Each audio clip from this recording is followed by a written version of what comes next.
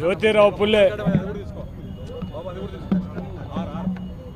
జయంతి 199వ జయంతి ఉత్సవం జరుపుకోవడం జరుగుతుంది.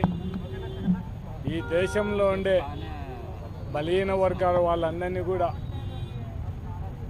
ఒక స్థాయి పెంచడానికి కృషి చేసిన నాయకుల్లో జ్యోతిరావు పుల్లే గారిని వాళ్ళ మిస్సెస్ను ఆమెను కూడా వాళ్ళిద్దరిని కూడా మనం ఖచ్చితంగా ఆదర్శంగా తీసుకోవాల్సిన అవసరం ఉంది.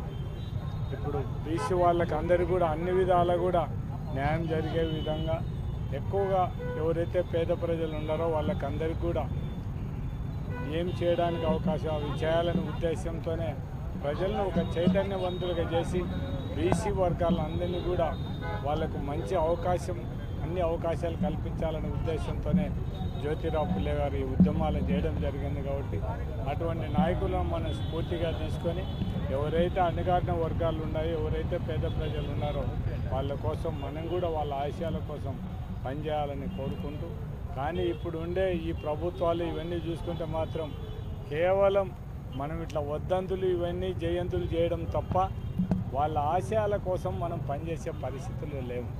ఒకసారి చూసుకుంటే ఇప్పుడు ఉండే ఈ రాజకీయ వాతావరణం కానీ ఇవన్నీ చూసుకుంటే మాత్రం ఏం మాట్లాడాలి కూడా అర్థం కాని పరిస్థితి.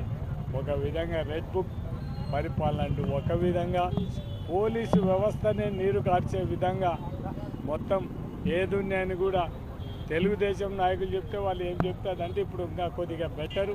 ఎలక్షన్లు అయిపోయిన తర్వాత పరిస్థితి కంటే ఇప్పుడు ఈ 1.5 సంవత్సరంలో ఈ అధికారులలో కూడా పోలీసులలో కూడా మార్పు రావడం జరిగింది. కాబట్టి అంతకుముందు పరిస్థితి లేదు, కానీ ఇదే పరిస్థితి కూడా ఎవరి అధికారంలో ఏమున్నాయని కూడా చట్టానికి లోబడి అందరూ పనిచేయాల్సిన అవసరం ఉంది. కాబట్టి అందరు అధికారులందరినీ కూడా చట్టానికి లోబడి ఏదైతే నాయకులు ఇటువంటి బలహీన వర్గాల వాళ్ళను వాళ్ళకు ఉన్న స్థాయి తీసుకోవడానికి వాళ్ళు ఏ ఆశయాలతో పనిచేస్తారో ఆ ఆశయాలకు మనం కష్టపడి పనిచేయాలి. ప్రతి ఒక్క రాజకీయ నాయకుడు పనిచేయాలని కోరడం జరుగుతుంది.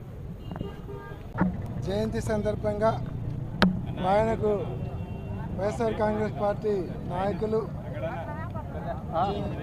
నంద్యాల జిల్లా ప్రెసిడెంట్ భూపాల్ రెడ్డి గారు, అలాగే బీసీ నాయకులు, బీసీ సంఘం నాయకులు, ఎస్సీ సంఘం నాయకులు, వైఎస్ఆర్సీపీ కార్యకర్తలందరూ కూడా పాల్గొని ఘనంగా నివాళులు అర్పించడం జరిగింది. జ్యోతిరావు పూలే గారు ఆయన మహిళా ఉద్ధరణకు అలాగే మహిళలలో విద్య తీసుకొని వచ్చేదానికి మొట్టమొదటగా భారతదేశంలో ఒక మహిళా కళాశాల, మహిళా పాఠశాల మొదలుపెట్టినటువంటి వ్యక్తి.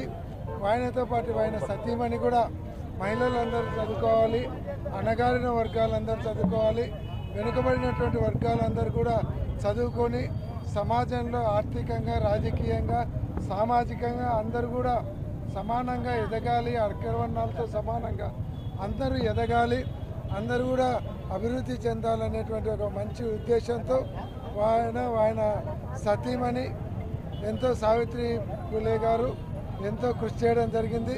కాబట్టి ఈరోజు భారతదేశంలో ఎన్ని సంవత్సరాలు దాదాపుగా 150 సంవత్సరాల పైన అవుతుంది.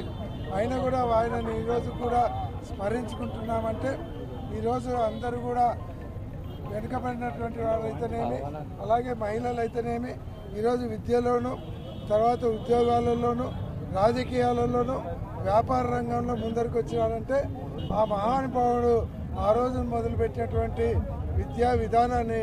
కాబట్టి ఈరోజు కూడా ఆయనను తలుచుకునే పరిస్థితి ఎప్పటికీ మర్చిపోలేం. ఈ కార్యక్రమంలో పాల్గొనడం ఒక అదృష్టంగా భావిస్తాము.